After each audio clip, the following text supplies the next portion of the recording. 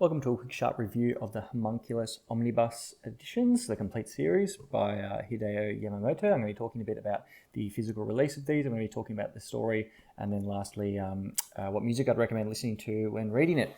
So I'll just have a look through all of them. I did make a video about when this first one got released, but I just wanted to show what they all look like together, and then just sort of recap my thoughts about the series as a whole. So nice sort of, the deluxe, or the standard sort of deluxe size of omnibuses if you compare it to something like Fire Force. Basically the same size in terms of height, maybe a little bit higher actually than those. The page count is lower, so these are 2 volumes. I think it originally was 15 volumes and they got put into 10. So this is going by the 10, so it's probably like 1 and a little bit volumes in each of, maybe 2 and a bit volumes in each of these, maybe 3. That makes sense, yeah, 5 books, 15 volumes. And in terms of, it's nice sort of matte finish. It's got this nice glossy details on the front with the skull, yep, there, and then on the back. One thing about these is that because they're so white and there's this matte thing, they do get these sort of black smudges on them, which you can just rub off. But I noticed on all of these, I found some of these at some point. My hands aren't that dirty, so I don't know where it comes from. Maybe it's the ink from the pages. It's just slightly getting there. Anyway, just going through all of these. And I guess in terms of page quality and how it compares to other stuff, so I think fairly good. Like, this is a nice thick white paper. There's a bit of bleed through, but overall pretty nice sort of release when you compare it to something like Fire Force, which is actually pretty good as well. I was expecting it to be worse when I opened this up. This is a fairly good release. However, I think there's too many pages in this, and I mean, this is like a shiny, cheaper feeling cover on there. There's probably too many pages because when you open it up, see how that's getting bent there. If you compare that to these ones,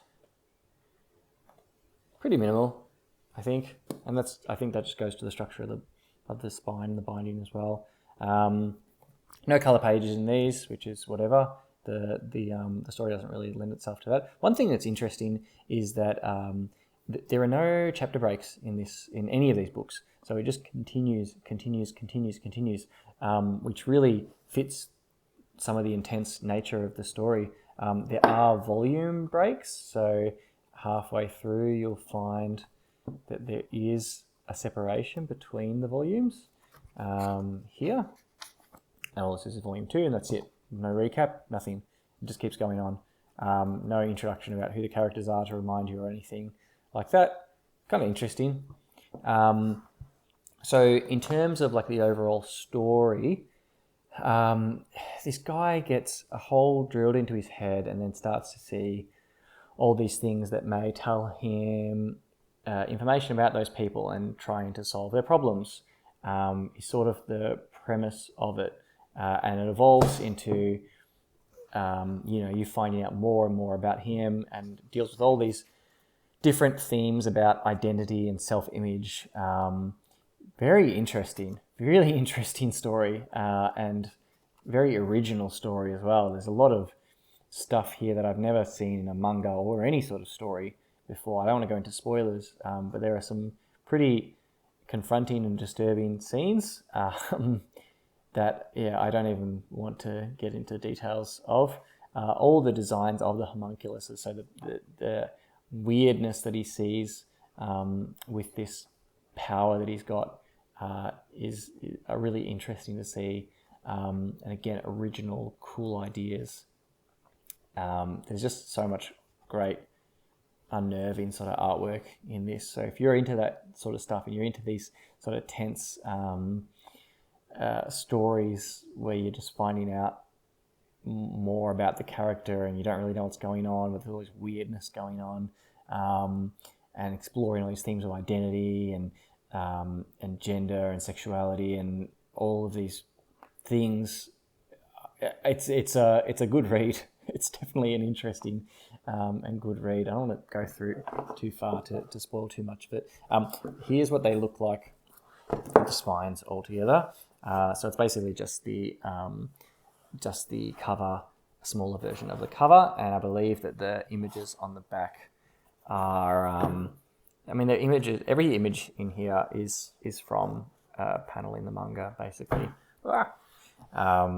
In terms of what I would recommend listening to when reading it, I think the Death Note soundtrack works perfectly for this story. That's what I used anyway, and it really fit the whole vibe of what was happening. So I would do that. Yeah, there's 3 Death Note soundtracks. I'll just get the playlist on Spotify. I'll link it in here that includes all of them.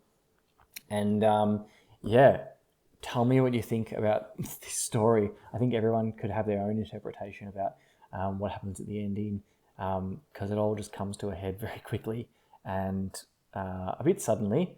But I don't know, I enjoyed it. It kept me thinking afterwards, which I think is always the sign of a good manga.